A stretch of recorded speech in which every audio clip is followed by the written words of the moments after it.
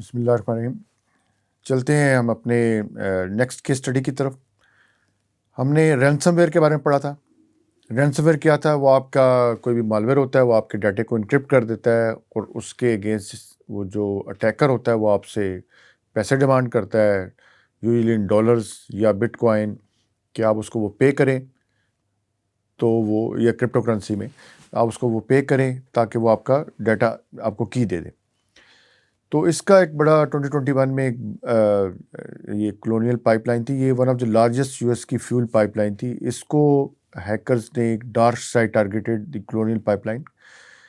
یہ one of the largest fuel pipe line ہے United States میں، اور اس کو انہوں نے ہیک کیا اور کوئی تقریباً اس میں 4.4 ملین US ڈالرز جو کہ رپورٹڈلی میڈیا میں اوپن سورس میں ملتا ہے کہ وہ انہوں نے پے کیا اس کو ریسٹور کرنے کے لیے. تو آپ یہ سوچیں کہ رینسم ویئر اٹیک کی کتنا امپیکٹ ہے. اور سیورل ڈیز تک یہ وہ جو تھا ان کی شٹ ڈاؤن رہا پائپ لائن، اور اس میں سگنیفیکنٹ آپ کی گیس پرائسز میں انکریز ہوا. اچھا، پھر ایک مالویئر آیا تھا وانا کرائے، جس میں 200,000 کہتے ہیں اور اس سے بھی زیادہ 350,000 کچھ اس طرح کا بھی فگر ملتا ہے آپ کو اوپن سورس پہ، جو ورلڈ وائڈ کمپیوٹرز اس سے افیکٹ ہوئے تھے.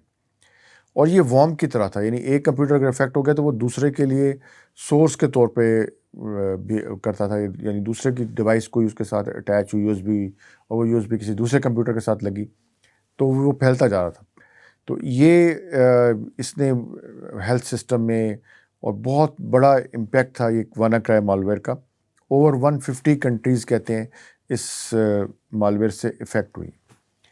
اس کے بعد یہ ایک کے الیکٹرک کا پاکستان میں بھی اس طرح کے واقعات رپورٹ ہوا. یہ ویسے تو واقعات آلموسٹ ڈیلی نہیں تو منتھلی تو چھوٹے چھوٹے واقعات رپورٹ ہو ہی رہے ہوتے ہیں، لیکن یہ چھوٹے چھوٹے جب واقعات ہوتے ہیں وہ چونکہ رپورٹ نہیں ہوتے کمپنیز لیول پہ، تو آپ کو اس کو پتہ نہیں چلتا. بڑے بڑے جیسا کے الیکٹرک کا یہ ایک نیوز تھی کہ اس پہ بھی رینسم ویئر اٹیک آیا، تو یہ ہمیں پتہ چلتا ہے. لیکن یہ والا جو رینسم ویئر اٹیک ہے اس وقت سب سے زیادہ جو خطرناک اٹیک ہے، اگر آپ نے اپنے سیکیورٹی سسٹم یا کوئی سائبر سیکیورٹی کنٹرول میئرز نہیں امپلیمنٹ کیے ہوئے تو آپ اس کا ٹارگٹ ہو سکتے ہیں.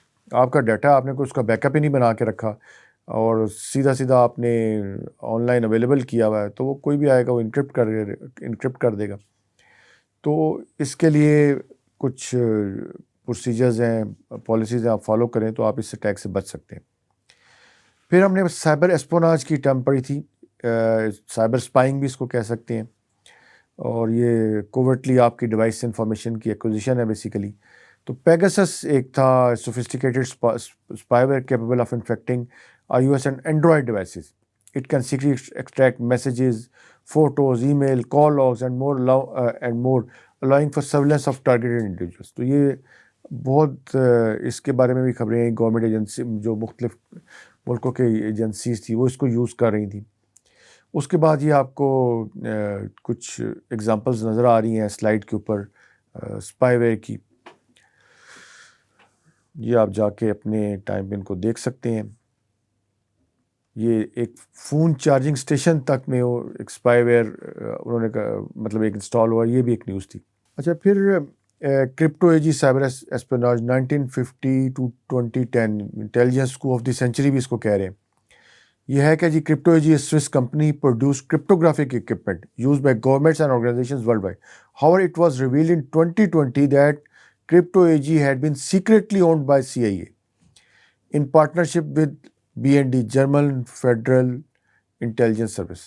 یعنی آپ دنیا میں لوگ ان کی ڈیوائسز لے کے اپنا سیکرٹ کمیونیکیشن کو انکرپٹ کرنے کے لیے یوز کر رہی تھی، اور وہ ڈیوائس ہی بگ تھی کہ جو بھی آپ اس پہ کمیونیکیشن کر رہے تھے وہ CIA یا جرمن انٹیلیجنس جو ہے وہ اس کو سن رہی تھی.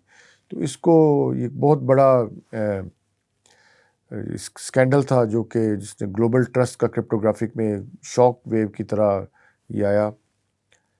اور اس میں ڈیفینیٹلی ڈپلومیٹک ریلیشنز بھی نیشنز کے افیکٹ ہوئے. اسی طرح سلائڈ پہ آپ کو کچھ نظر آ رہا ہے کہ IT devices use for cyber espionage, جس میں بہت ساری ہیں، یہ کامن ہے، آپ کو بھی پتہ ہے.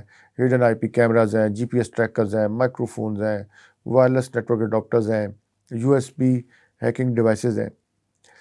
تو آج کے لیکچر کے لیے اتنا ہی، ملتے ہیں نیکسٹ لیکچر میں.